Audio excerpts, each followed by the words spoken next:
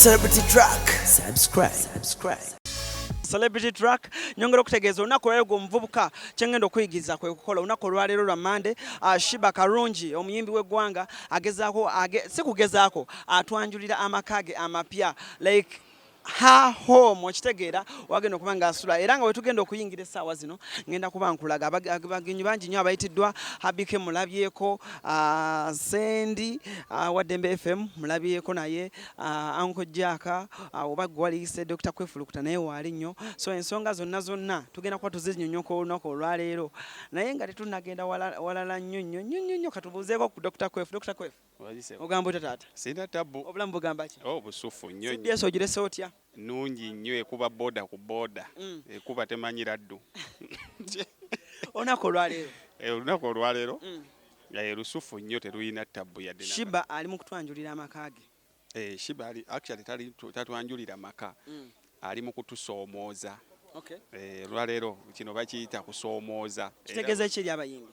Era buli muyimbi agenda okujja wano gwe tolowooza nti bakwanjulira nnyumba bakusoomooza nti ono yatandise okuba omuziki ku ice cream abantu okumutegeera obulungi tannaweza myaka 15 mu industry tannaweza ate nga mukyala so ino omukyala ali eyo ng'olina ebyekwaso byeweekwasa abamu twakola dda kino kono okusoomooza nti gwe okozeewo ki kaliwa ke weekoleddewo ate nga yaguze munyonyo woguze si yensonga kifo kya bbeeyi kubanga buli omu alina choice ye kuba osobola okusanga oli ng'alinamu akasente ke naye ng'alaze wala ate kitegeeza nti okukola bino byakoze nti ate osooka okuŋŋaanya ennyingi osobola otandika n'akatono n'omanya nti nkuba sho n'otozimba eno ya Sheebah n'omanya nze nkuba sho bansasula $300 naye $300 nja kukozesangako 20 nga tereke kuba industry eno teri liraayebo otoddawo n'olowooza nti sente bw'ozifunye leero n'enkyo n'ozifuna ne luli onoozifuna lulabyeko ku bayimbi abakubye omwaka ogumu nga bamubuukinga $3 omwaka oguddako nga bamubuukinga $300 so buli koofuna okulaba nti weeterekera tugenda otuuka mu maaso wali nga tebakugoba mu nnyumba bintu babikasuse bweru nti ate zuno ndwadde okulwalako kisoboka nga biru obulwadde bw'oli obw'ebbeeyi ne tukusondya naye buno obutonotono bwetuuseeko ng'omuyimbi. Amina. Okay, abadde Dr. Kwefulukuta akola ku CBS Emmanuel gw'atamumanyi oba amuwulira obuwulize olunaku olwaleero ndowooza omulabye nyongera okulambuza abantu ab'enjawulo abagenyi ab'enjawulo abaze olunaku olwaleero kati wano wentuuse ndi n'omwami akolera endobeso ndi n'omwami Uncle Sendi tunulako eno mukama wange gye baliko ssebo kale naawe gye bali yes amanya bamuyita Sendi gwamulya ku Dembe FM olunaku olwaleero ekituleese wano Sheebah atwanjulira amaka ge amapya kitegeeza ki eri abayimbi? Saagala kuddira achievement ya muntu omu giteeka ku buli muntu okiraba n'ekyokubiri kakati gwoddidde yayimbidde ewiiki emu n'omuntu akoze emyaka 10 bonna obagasse wamu. I think we shouldn't compare. Abantu bajjagwa ku bizibu olinga aga nti nange njagala njizimbe bwetyo kubanga oli tamanyi na mmeka muntu zaataddemu okiraba. Really what I can generally say is I'm very happy for her. She's worked so hard to reach here. It's a very good success. Abalala ba drawing inspiration si comparison kwegamba bajjewo kino bakifunemu abeere kyakulabirako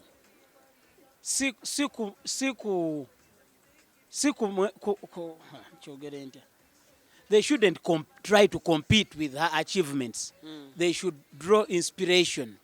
Okitegedde kibe kyakulabirako si buli omu kati naye ali eyo agambe oba kufa nfe ngenda gizimba bajja kufa bangi okitegedde kale. Okay.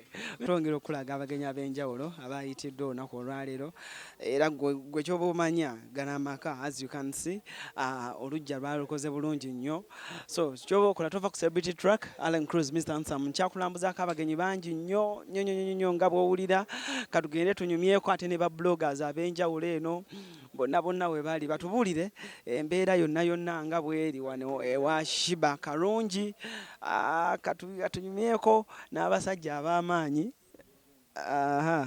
Okay. Tomiri. Alan Cruz. Ogamba otya? Steady, Papa Chirichya. Understood. Ono Tomiri musajja blogger, musajja promoter byomu kubayasooka mu promoting ennyimba wano e Uganda. Tomiri. Onako alinayo ne kugundya Diamond Platinum kugamba kwasaganya emirimu gya Diamond Platinum wano e Uganda. Tomiri. Onako olwaleero ekituleese wano Sheebah atulaga amaka. Olowooza ng'akozeeko n'abayimbi ab'enjawulo wano e Uganda oludde mbwa promoter kitegeeza ki eri abayimbi?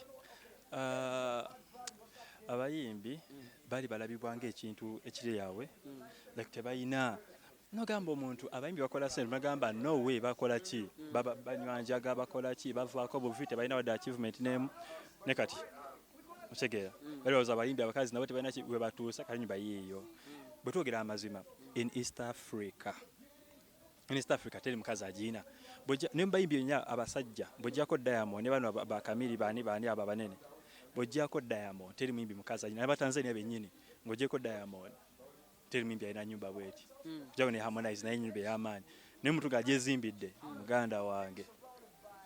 It's an inspirational eri abavubuka.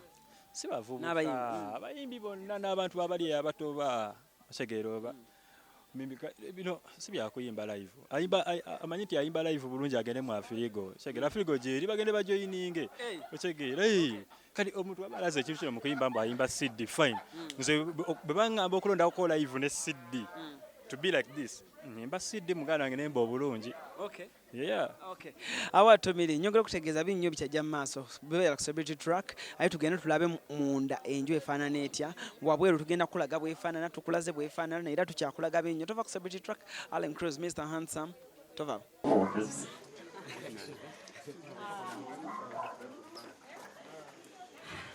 Hi.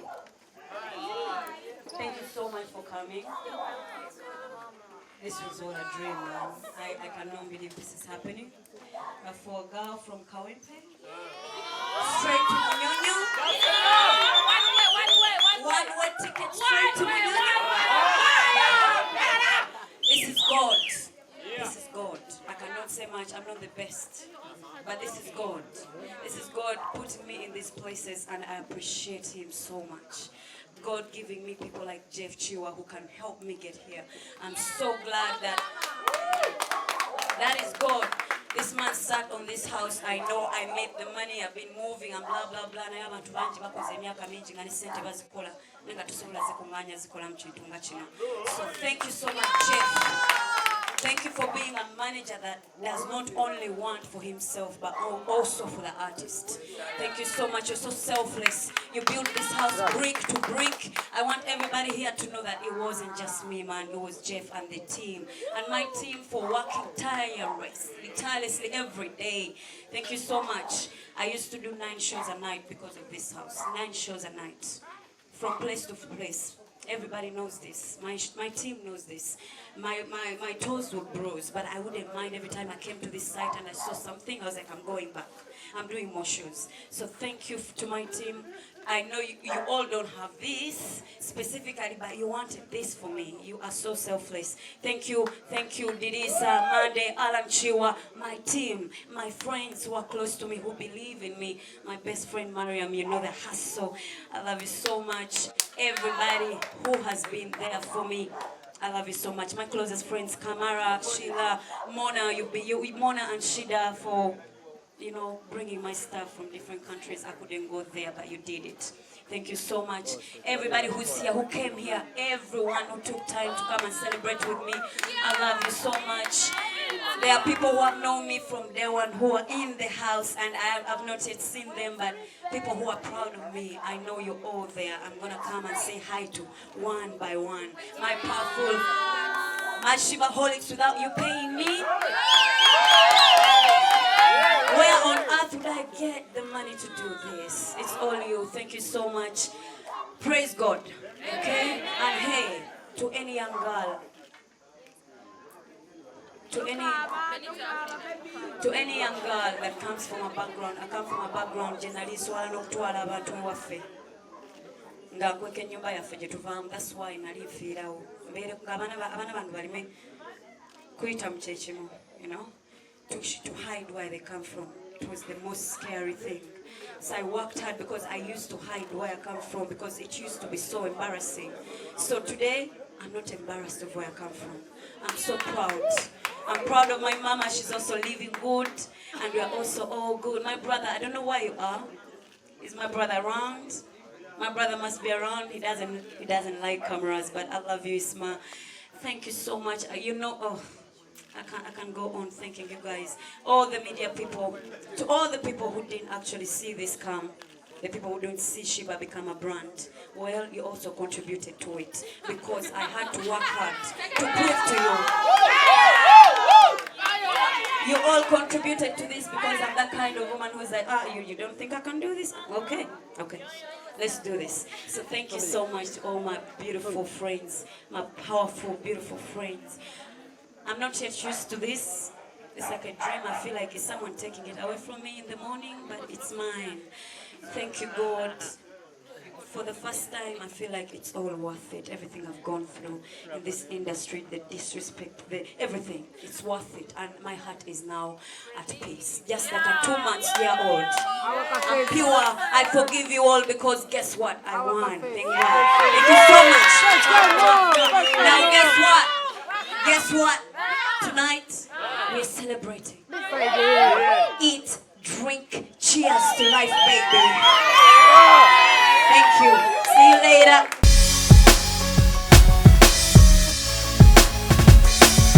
Celebrity Track. Subscribe.